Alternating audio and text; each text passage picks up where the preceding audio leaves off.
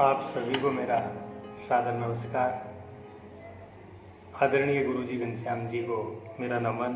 मैं Jagdish Prasad, assistant professor Hindi. साथियों, पिछला वीडियो आपने देखा और उसके बाद में आपकी जो विभिन्न प्रतिक्रियाएं आई हैं, उसके परिणाम स्वरूप मैं आज आपके लिए एक महत्वपूर्ण वीडियो लेकर आया हूं, जो कि आपकी सफलता में मेरे विचार से काफ़ी महत्वपूर्ण भूमिका निभा सकता है। विभिन्न अभ्यर्थियों की शंका थी, प्रश्न था कि सर आप ये बताएं कि हम तैयारी करें कैसे। प्रश्न बहुत अच्छा है आपका, बहुत बहुत धन्यवाद। आपने इस तरह का प्रश्न किया और इसके संबंध में मैंने विचार किया। तो आज मैंने यही वीडियो बनाया है कि प्रतियोगी परीक्षाओं की तैयारी कैसे करें। बहुत अच्छा प्रश्न। हर परीक्षार्थी, हर अभ्यर्थी के मन में होता है कि मैं ऐसा कौन सा तरीका अपनाऊं जिसके परिणाम स्वरूप मेरा आसानी से चयन हो जाए। हर विद्यार्थी चयन के लिए ही पढ़ाई करता है। तो क्या विद्यार्थियों, अभ्यर्थियों, परीक्षा फॉर्म भरने से ही चयन हो जाता है? जी नहीं। केवल बुक्स पढ़ने से भी चयन नहीं होता, केवल कोचिंग करने से भी चयन नहीं होता है, केवल मेहनत करने से भी चयन नहीं होता और केवल समय देने से भी चयन नहीं होता। आप विचार कर रहे होंगे कि मैं ऐसे कैसे बोल रहा हूँ कि केवल मेहनत करने से, केवल समय देने से, केवल कोचिंग करने से चयन नहीं होता। जी बिल्कुल नहीं होता है। केवल बुक्स पढ़ने से चयन नहीं होता, प्रामाणिक पुस्तकें पढ़ने से चयन होता है। केवल मेहनत करने से चयन नहीं होता, सही दिशा में मेहनत करने से चयन होता है। केवल समय देने से चयन नहीं होता, सुनियोजित ढंग से समय देने से चयन होता है। और केवल कोचिंग करने से चयन नहीं होता, अच्छी संस्थान को ज्वाइन करने से चयन होता है। अब आप समझ गए होंगे सही दिशा में मेहनत का क्या अर्थ है। आपको एक छोटे से उदाहरण से मैं बताना चाहूँगा। एक छोटी सी कहानी। एक व्यक्ति था, अपनी गाड़ी लेकर के कहीं जा रहा था, 4 व्हीलर। रास्ते में उसकी गाड़ी खराब हो गई। उसने खूब प्रयास किया लेकिन गाड़ी चली नहीं। जैसे तैसे प्रयास करके उसको वह गाड़ी ठीक करने वाले के पास लेकर के गया और गाड़ी ठीक करने वाले ने देखा और वह उस गाड़ी के नीचे गया और उसने धीरे धीरे 2 हथौड़ी की चोट लगाई और गाड़ी के मालिक को कहा कि सर गाड़ी अब ठीक है, आप ले जाइए। गाड़ी के मालिक ने कहा कि 2 हथौड़ी की चोट से ही सही हो गई। कहा सर, तो बताओ कितने रुपए देने। तो गाड़ी ठीक करने वाले ने कहा कि सर 400 रुपये। तो गाड़ी के मालिक ने कहा कि केवल 2 हथौड़ी की चोट के ही 400 रुपये, ये तो मैं ही खूब जोर से लगा लेता। तब गाड़ी ठीक करने वाले ने जो बात कही वो आपको, आपके दिल को टच करनी चाहिए। उसने कहा कि श्रीमान जी, चोट आप कितनी जोर से लगाते हो इसकी कोई अहमियत नहीं है, बल्कि चोट लगानी कहाँ है वो बात महत्वपूर्ण है। इसलिए केवल अनावश्यक मेहनत, जोर करने से चयन नहीं होता, कौन सी दिशा में मेहनत करनी है उससे चयन होता है। आप विभिन्न शादी समारोह अटेंड करते हैं। जैसे आपकी रिश्तेदारी में कोई शादी है, आप 10 दिन पहले ही योजना बना लेते हैं, कब जाएंगे, कौन सी गाड़ी से जाएंगे, क्या क्या पहनेंगे, कौन से कपड़े होंगे, किस तरह से एंजॉय करेंगे। तो जब आप एक शादी समारोह के लिए इतनी योजना बना रहे हो तो नौकरी तो अपने जीवन का मूलभूत प्रश्न है। इसका मतलब उसके लिए भी कोई ना कोई योजना की जरूरत होती है। पढ़ाई खूब करते हैं लोग, 5-6 साल हो गए कई विद्यार्थियों को पढ़ते हुए, मेहनत भी करते हैं, समय भी देते हैं, बुक्स भी हैं, कोचिंग भी करते हैं, लेकिन फिर भी चयन नहीं होता। इसका मतलब कहीं ना कहीं उनकी रणनीति में कोई ना कोई कमी है। और आइए आज हम चर्चा करते हैं कि चयन सुनिश्चित करने के लिए हमारी रणनीति क्या हो। सबसे पहले चयन लेने के लिए किसी भी प्रतियोगी परीक्षा की भले ही आप तैयारी करें, कोई सी भी प्रतियोगी परीक्षा क्यों ना हो, उसकी एक रणनीति होती है, एक व्यूह रचना होती है। उसके संबंध में आइए आज हम चर्चा करते हैं। सबसे पहली यदि कोई बात है तो किसी भी परीक्षा की जब आप तैयारी करना शुरू करते हैं तो सबसे पहले रणनीति का पहला पार्ट होता है कि आप उस परीक्षा के पाठ्यक्रम को गौर से देखिए। परीक्षा के पाठ्यक्रम को आप पढ़िए, चाहे आपको 3 दिन ही क्यों ना लग जाए। आप सोच रहे होंगे कि परीक्षा के पाठ्यक्रम को पढ़ने की या याद करने की सलाह क्यों दे रहा हूं। जी, बहुत ही महत्वपूर्ण है यह बात, ध्यान से सुन लीजिए। आप कोई भी परीक्षा की तैयारी क्यों ना करें, सर्वप्रथम उस परीक्षा के पाठ्यक्रम को गौर से देखिए, उसको याद कीजिए। क्यों, क्या फायदा होगा? जी, आप ये अनुमान लगा सकेंगे कि इस परीक्षा की जिसकी मैं तैयारी करने वाला हूं उसमें कौन कौन से बिंदु हैं, कौन कौन से बिंदु मेरे लिए एकदम नए हैं, कौन कौन से बिंदु, कौन कौन से टॉपिक, कौन सी विषय वस्तु मैंने पहले कुछ ना कुछ पढ़ रखी है। इस तरह से आप पूरे का अध्ययन कीजिए, विश्लेषण कीजिए बारीकी से, गंभीरता से, और फिर आप प्लान बनाइए कि कौन कौन से बिंदुओं को मुझे ज़्यादा समय देना है और कौन कौन से बिंदुओं को सामान्य या फिर कम समय में भी मैं आसानी से तैयार कर लूँगा। उनको आप चिन्हित कर लीजिए, बिंदुओं को आप चिन्हित कर लीजिए कि ये बिंदु मेरे लिए बिल्कुल नया है, इसको ज़्यादा समय देना है, ये मैंने काफ़ी पहले भी पढ़ रखा है, इसको सामान्य तौर पर भी मैं पढ़ लूँगा तो मेरा काम हो जाएगा। दूसरी बात, पाठ्यक्रम का विश्लेषण करने के बाद दूसरी बात आती है, आप लोग उस परीक्षा के पुराने प्रश्न पत्रों को देखिए। हम गौर ही नहीं करते हैं, ध्यान ही नहीं देते हैं कि जिस परीक्षा की हम तैयारी कर रहे हैं उसके विगत प्रश्न पत्रों में संबंधित संस्था ने कौन कौन से प्रश्न पूछे हैं। प्रश्न पत्र देखने का फायदा क्या है? फायदा ये है कि आपको ये पता लग जाएगा, आपको ये जानकारी मिल जाएगी कि मेरे इस पाठ्यक्रम में से कौन कौन से टॉपिक हैं जिनमें से बार बार प्रश्न आ रहे हैं और किस तरह के प्रश्न आ रहे हैं, कौन सी विषय वस्तु में से ऊपरी प्रश्न आ रहे हैं और कौन से बिंदु हैं उनमें से बहुत ही गंभीरता से या ये कहें कि गहन अध्ययन वाले प्रश्न आ रहे हैं, डीपली प्रश्न जिनको आप कहते हो। अर्थात आप जब भी तैयारी करें तो दूसरी आपकी जो रणनीति है उसका दूसरा बिंदु मैंने आपको बताया कि उस परीक्षा के पुराने प्रश्न पत्रों को जरूर देखें, ताकि आपको ये अनुमान हो जाए कि मेरी परीक्षा में प्रश्न किस प्रकार से पूछे जाते हैं।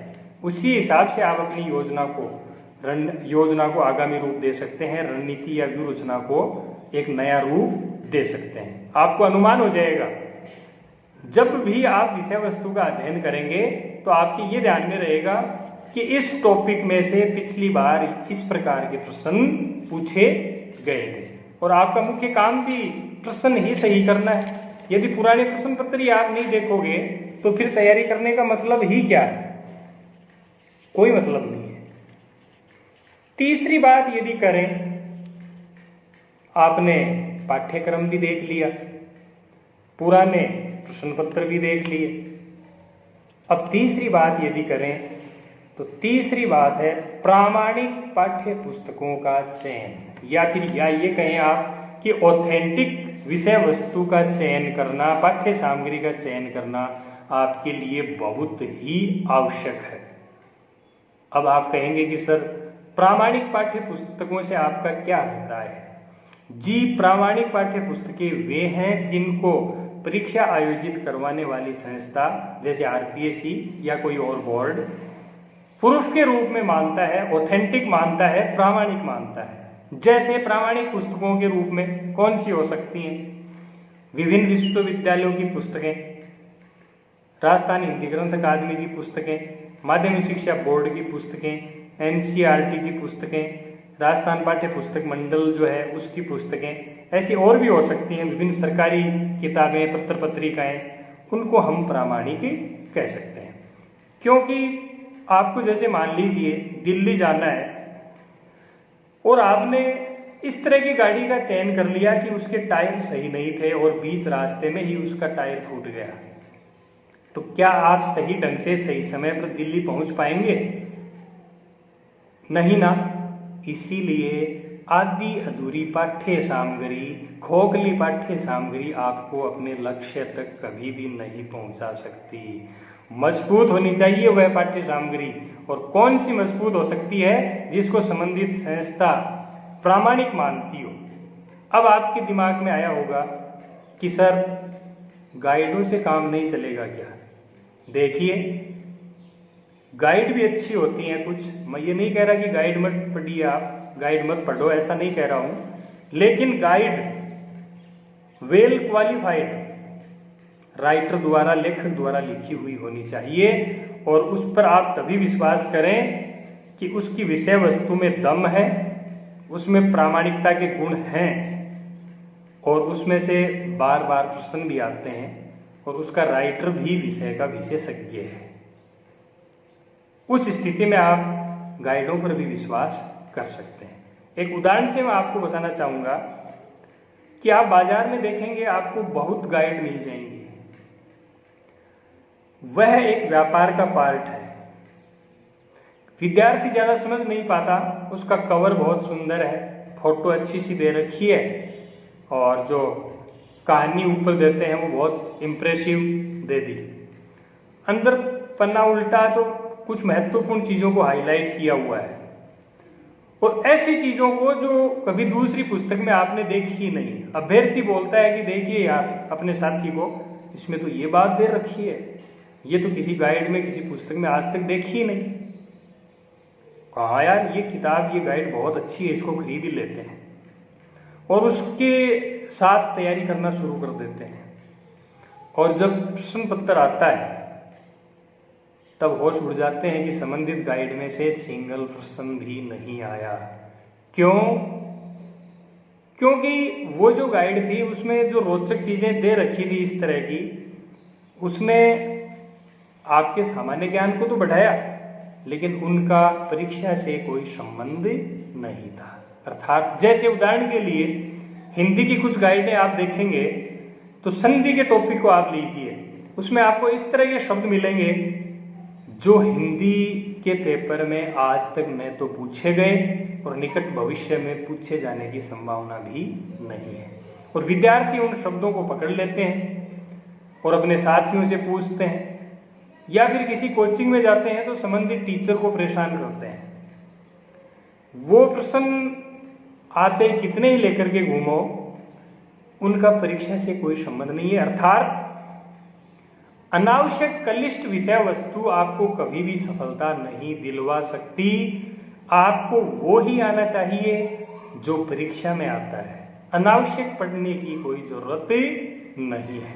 प्रामाणिक पुस्तकें पढ़ें, चाहे गाइड आप पढ़ें, लेकिन राइटर में दम होना चाहिए, विषय वस्तु में दम होना चाहिए। व्यर्थ की चीज़ें कुछ किताबों में आपको मिलेंगी, गाइडों में, उनका परीक्षा से सीधा सीधा कोई संबंध नहीं होता है।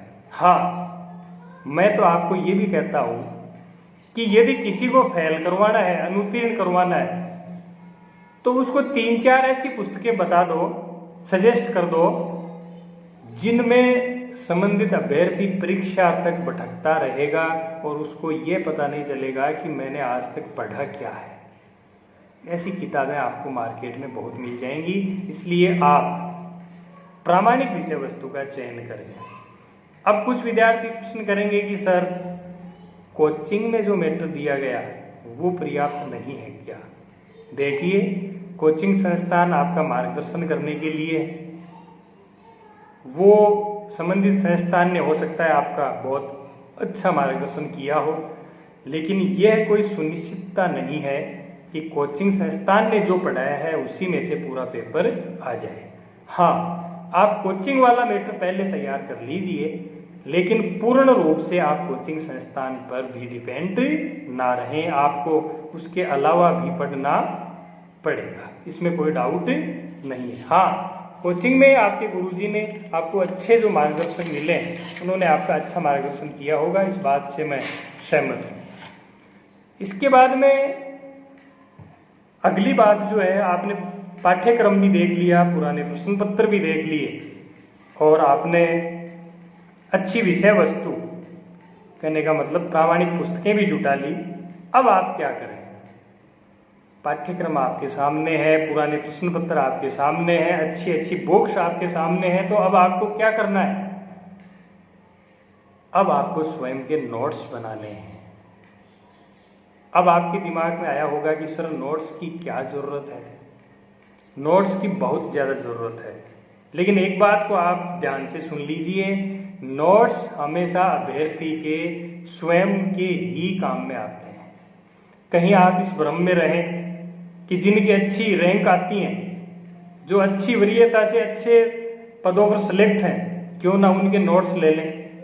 बिल्कुल आप उनके नोट्स ले सकते हो, लेकिन नोट्स आपके स्वयं के ही काम आने वाले हैं। क्यों? जब तक आप स्वयं तपस्या नहीं करेंगे, आपने सुना है ना कि स्वयं जब तक व्यक्ति स्वयं नहीं मरेगा तब तक स्वर्ग नहीं मिलेगा। नोट्स बनाने के फायदे क्या हैं? आप कहेंगे कि सर क्यों बनाएं हम नोट्स? देखिए, आप यदि नोट्स बना लेंगे तो एक तो आपको तैयारी के लिए जगह जगह भटकना नहीं पड़ेगा। कैसे? जैसे आज मैंने आपको कोई पुस्तक बता दी, कल किसी शिक्षक ने, परसों किसी शिक्षक ने, आप कभी कोई पुस्तक पढ़ रहे हो, कभी कोई पुस्तक पढ़ रहे हो, और परीक्षा वाले दिन आपके स्वयं के मस्तिष्क में भी अभी तक ये निश्चित नहीं हो पाया है कि मुझे आ क्या रहा है, मैंने याद क्या किया है, और परीक्षा में प्रश्न पत्र आता है तो आप सही ढंग से जवाब नहीं दे पाते हैं। इसलिए यदि आप 3, 4 या 5 जो भी पाठ्य पुस्तकें हैं, आपकी प्रामाणिक पुस्तक है, कोई अच्छी गाइड है, या कोचिंग के नोट्स हैं, इन सब से एक जगह सारे मैटर को आप कर लेंगे सारगर्भित ढंग से, तो आपको जगह जगह भटकने की जरूरत नहीं पड़ेगी, और फिर आप उसी मैटर को, उसी विषय वस्तु को बार बार रिवाइज करेंगे। इसके अलावा जब आप 4 पुस्तकों में एक बिंदु को पढ़ेंगे और फिर अपनी नोटबुक में नोट करेंगे, तो निश्चित सी बात है कि 4 बार तो आपने उसको पढ़ लिया एक ही समय में, और एक बार आपने लिख लिया। आप 5 बार उस विषय वस्तु के संपर्क में आ चुके हो, और लिखने से पक्का याद होता है। इस बात को मनोवैज्ञानिक भी स्वीकार करते हैं। नोट्स हमेशा स्वयं बनाएं। हाँ, परीक्षा का समय यदि कम है तो सिलेक्टेड विषय वस्तु के ही नोट्स बनाएं, और यदि समय आपके पास पर्याप्त है तो बहुत अच्छी बात रहेगी कि आप संपूर्ण विषय वस्तु को कवर करने वाले नोट्स स्वयं के तैयार कर लें। फिर आप कहेंगे सर बनाएं कैसे? कोई बहुत हार्ड एंड फास्ट रूल नहीं है इसका। आप एक बिंदु का आपने चयन किया, आप उसको, आपके पास 3 पुस्तकें हैं, उन तीनों में पढ़ लीजिए, और तीनों का सार, निचोड़, महत्वपूर्ण चीज़ें आप अपने रजिस्टर में नोट कर लीजिए। उसके बाद में आपको उन तीनों पुस्तकों की पढ़ने की कोई ज़रूरत नहीं है, और भविष्य में यदि उसी बिंदु से संबंधित कोई और उपयोगी जानकारी आपको मिले तो आप रजिस्टर में उसको और नोट कर लीजिए। फिर आपका एक रजिस्टर तैयार हो जाएगा, और उस विषय वस्तु के साथ आपकी आत्मीयता जुड़ जाएगी। आप मन से मस्तिष्क से उस विषय वस्तु से जुड़ जाएंगे, और तैयारी में बहुत फायदा आपको मिलेगा, और पुनरावृत्ति कर सकेंगे आप। देखिए, जब तक आप विषय वस्तु की पुनरावृत्ति नहीं करते, उसको रिवाइज नहीं करते, तब तक चयन नहीं होता है। आपने परीक्षा में देखा होगा कि सर परीक्षा में ये होता है कि प्रश्न तो मेरा देखा हुआ ही होता है प्राय। जैसे मान लो, उदाहरण के लिए किसी परीक्षा में 100 प्रश्न है, बहुत बार ऐसा होता है कि उनमें से 80 प्रश्न आपके कभी न कभी जीवन काल में पढ़े हुए हैं, लेकिन उत्तर नहीं आ रहा। क्यों? क्योंकि आपका कोई ठौर ठिकाना ही नहीं है। आप कभी कोई किताब पढ़ रहे हैं, कभी कोई किताब पढ़ रहे हैं, आपका दिमाग निर्णय ही नहीं कर पाया कि वास्तव में इसका उत्तर क्या है, और समय पर उसको रिकॉल नहीं कर पाता है आपका मस्तिष्क, और उत्तर नहीं कर पाओगे आप। तो आप एक रजिस्टर में अपनी नोटबुक में विषय वस्तु को एकत्र कर लेंगे, और उसको बार बार रिवाइज करेंगे तो बहुत फायदा होगा। एक उदाहरण से आप इसको समझ सकते हैं। आप बॉम्बे गए, और बॉम्बे की 2 गलियों में आप 5 दिन तक घूमे, और फिर कोई आपको कहे कि आप वो गलियां बताओ जहां आप घूमे, तो निश्चित रूप से आप बता देंगे कि मेरी ये 2 गलियां हैं, इनमें ये मुख्य घर हैं, इनमें मैं घूमा था। और आप यदि बॉम्बे जाओ और पूरे बॉम्बे में चक्कर लगाते रहो, और फिर छठे दिन आपसे कोई पूछे कि अब बताओ आप कहाँ कहाँ घूमे, तो आप नहीं बता पाओगे। क्यों? क्योंकि आपने उन 2 गलियों में 20, 30, 50 बार चक्कर लगा लिए, इसलिए वो चीज़ें आपके दिमाग में बैठ गई। यही आपकी पढ़ाई पर लागू होता है कि आप विषय वस्तु की बार बार पुनरावृत्ति कर लीजिए। हाँ, आप कम पढ़ लीजिए, कम पढ़ो, ठोस पढ़ो, वजनदार पढ़ो, लेकिन बार बार पढ़ो यदि आपको सफल होना है तो। नोट्स वो ही आपके काम आएंगे। बनाने का तरीका सीधा सा है जो मैंने आपको बताया। अच्छी पुस्तकें, आपके जो मार्गदर्शक हैं संबंधित विषय के, उनसे मार्गदर्शन ले लीजिए कि सर हम कौन कौन सी पुस्तकें लें। फिर आप उनको आत्मविश्वास से, एकदम कॉन्फिडेंस से पढ़ें। एक उदाहरण से और मैं आपको बता दूं कि आप कैसे तैयार करें नोट्स। जैसे करंट जीके कुछ परीक्षाओं में नहीं होता होगा, लेकिन ज़्यादातर में होता है। तो करंट जीके के संबंध में अभ्यर्थियों का विचार होता है कि सर करंट जीके तो वो तो समसामयिक है ना, एकदम परीक्षा के निकट पढ़ लेंगे 1 महीने पहले। भाई आपकी बिल्कुल गलत धारणा है। आप परीक्षा के 1 महीने पहले जब करंट जीके को पढ़ेंगे, आप हो सकता है पूरा पढ़ लें, लेकिन जब परीक्षा वाले दिन आप पेपर देखेंगे तो करंट जीके वाले प्रश्न 90% वही होंगे जो आपने पढ़े थे, लेकिन उत्तर सही नहीं हो पाएगा। सारे मैटर की खिचड़ी हो जाएगी। चारों विकल्प देखे हुए से लगेंगे, लेकिन पहचान नहीं पाओगे कि इसमें कौन सा वो विकल्प है जिसको मैं चुन लूँ, वो मेरा चयन करवा दे। सारी योजनाएं मिक्स हो जाएंगी उस समय। इसका मतलब करंट जीके भी आपको पहले से ही तैयार करना चाहिए। कैसे? जैसे करंट जीके के आपको नोट्स बनाने हो तो 2-3 अच्छे समाचार पत्र जो हैं उनका आप रोजाना अध्ययन कीजिए। समाचार पत्रों का अध्ययन कैसे करें? देखिए, कुछ विद्यार्थी कि आज वहाँ सोना लूट लिया, वहाँ मर्डर हो गए, वहाँ किसी की जेब काट ली। इन सूचनाओं से, इन खबरों से आपका कोई संबंध नहीं है। कुछ विद्यार्थी इनमें डूबे रहते हैं। जब आप समाचार पत्र पढ़ें तो केवल और केवल परीक्षा के दृष्टिकोण से ही समाचार पत्रों का अध्ययन आप करें। 2-3 समाचार पत्र पढ़ लीजिए। विभिन्न सरकारी पुस्तकें, सरकारी पत्र पत्रिकाएं, इसके अलावा विभिन्न या राजस्थान सरकार या भारत सरकार की अधिकृत ऑफिशियल वेबसाइट्स भी आपकी अच्छी हेल्प कर सकती हैं। जैसे सूजस पत्रिका है, पुस्तक है, ये आपके लिए बहुत ही उपयोगी हो सकती है। आप क्या करें, समाचार पत्र से महत्वपूर्ण जो करंट जीके आपको लगता है उसको नोट कर लीजिए। फिर 1-2 महीने बाद आप बाजार से कोई अच्छी पुस्तक लाओ, गाइड मान लो, उसमें से भी आप अब पढ़िए और जो चीज़ें आपने समाचार पत्र से नोट की थी उससे उसका मिलान कीजिए, और जो चीज़ें आपने नोट नहीं की, अच्छी अच्छी चीज़ें, उनको भी आप अब नोट कर लीजिए और आपका करंट जीके का भी एक रजिस्टर तैयार हो जाएगा। और आप केवल 1 महीने पहले करंट जीके को पढ़ेंगे तो करंट आपको करंट का झटका जरूर दे सकता है, चैन नहीं देगा, ये मैं आपको कह रहा हूँ। इसके बाद में क्या करें? अभी अभी मैंने कहा कि आप पाठ्य सामग्री जो है, विषय वस्तु जो है, कम पढ़ लीजिए, लेकिन उसको बार बार रिवाइज कीजिए। बार बार रिवाइज कब कर पाओगे? जब आपका कोई एक दायरा फिक्स होगा, विषय वस्तु आप डिसाइड कर लेंगे और उसमें बार बार घूमेंगे, तो उसमें से जो प्रश्न आएंगे वो आपके सही हो जाएंगे। आपकी जानकारी के लिए बता दूं, आपको पता भी है, जिनकी अच्छी रैंक आती है, जो टॉपर्स होते हैं, सब कुछ उनको भी नहीं आता है और सब कुछ आने की जरूरत भी नहीं है। मैंने पहले भी कहा, आपको वो ही आना चाहिए जो प्रश्न पत्रों में आता है। और वो कब आएगा? जब आप अच्छे मार्गदर्शन में, सटीक मार्गदर्शन में, सुनियोजित ढंग से, योजनाबद्ध ढंग से, एक व्यू रचना के साथ ढंग से पढ़ाई करेंगे। बार बार रिवाइज कीजिए आप अपनी विषय वस्तु को, और किसी के बहकावे में मत आओ। आपने अच्छी पुस्तकें चयन कर ली, अच्छे ढंग से आप पढ़ रहे हैं, आपका साथी मिला, उसने कहा मैं तो वो पढ़ रहा हूँ, उसने 2 नाम वो भी बता दिए जो आपने अभी तक नहीं पढ़ी वो पुस्तकें। यदि आपके पास समय है तो वो पुस्तकें आप खरीद लें, पढ़ लें, और यदि समय नहीं है तो बिल्कुल विचलित होने की जरूरत नहीं है। जितना अधिक आप स्वयं पर विश्वास रखेंगे उतनी ही अच्छी तैयारी कर पाएंगे आप। इस बात को आप नोट कर लीजिए। और रिवीजन नहीं करेंगे तो परीक्षा वाले दिन आपको निश्चित रूप से भटकना पड़ेगा, और चयन होगा या नहीं होगा वो आपको पता ही है। इसके बाद में आप क्या करें?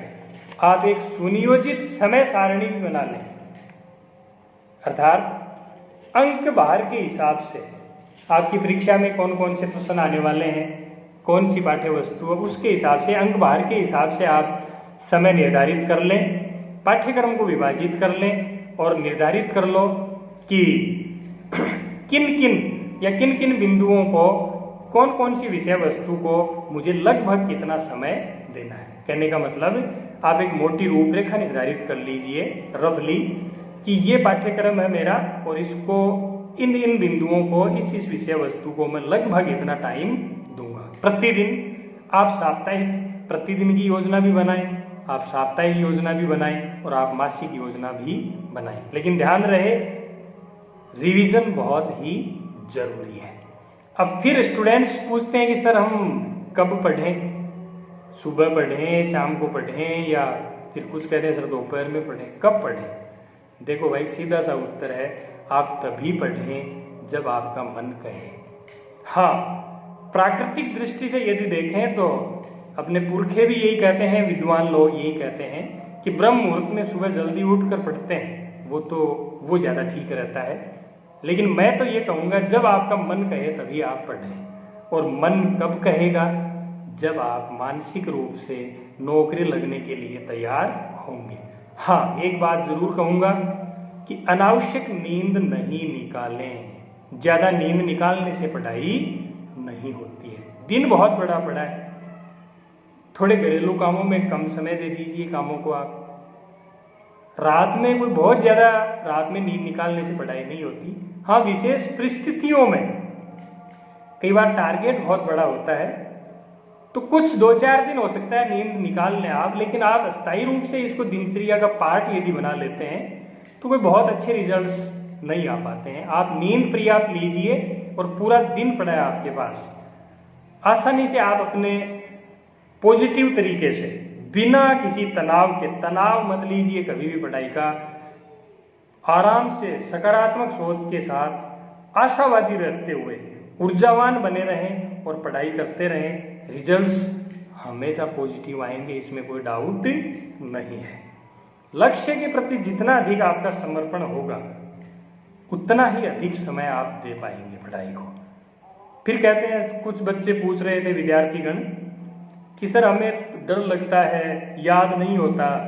देखो भाई, आप पढ़ाई को कभी भी वजन मत समझो, यह आपकी जिंदगी का सवाल है, इसमें भी आपका स्वार्थ है, स्वार्थ सिद्ध हो रहा है, आप सर्विस लगेंगे और फायदे वाली चीज है तो आप इसको एंजॉय करो, आनंद लीजिए, इसको वजन मत समझिए।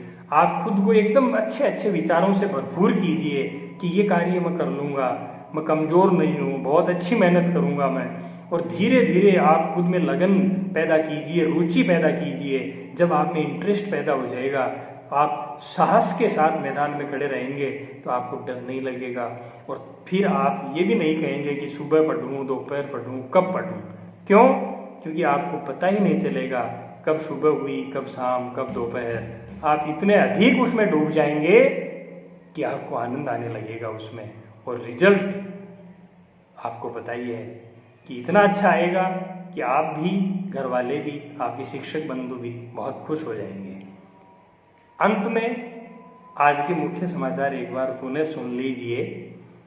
मैंने आज आपको कहा कि चयनित विद्यार्थी जो हैं उन्होंने क्या किया, अर्थात चयन लेने के लिए आप क्या करेंगे, मैं वो बता रहा हूँ जो सिलेक्टेड विद्यार्थियों ने किया है। सारांश, आप पाठ्यक्रम का विश्लेषण कीजिए, पुराने प्रश्न पत्र देखिए, प्रामाणिक पाठ्य वस्तु जो है पाठ्य सामग्री का चयन कीजिए, स्वयं के नोट्स बनाइए, बार बार पाठ्य वस्तु जो है आपकी विषय वस्तु है उसकी पुनरावृत्ति कीजिए, अभ्यास कीजिए और पढ़ाई को एंजॉय कीजिए। निश्चित रूप से आपको सफलता मिलेगी। आज आपने मुझे ध्यान से सुना, आपका बहुत बहुत धन्यवाद। और दोबारा आपकी विभिन्न शंकाओं के समाधान के दृष्टिकोण से अतिशीघ्र दूसरा वीडियो लेकर के हाजिर होंगे। बहुत बहुत धन्यवाद, आभार।